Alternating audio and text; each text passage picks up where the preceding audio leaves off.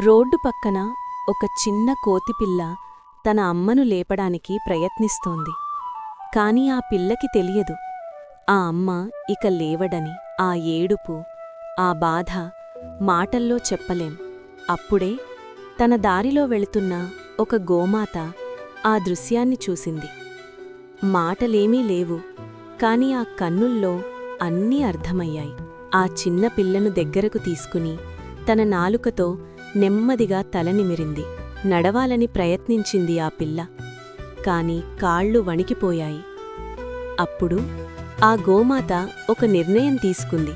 తన బిడ్డ పక్కన ఆ కోతిపిల్లకు పాలిచ్చింది. జన్మ ఇవ్వకపోయినా అమ్మతనమిచ్చింది. ఇదే అమ్మ.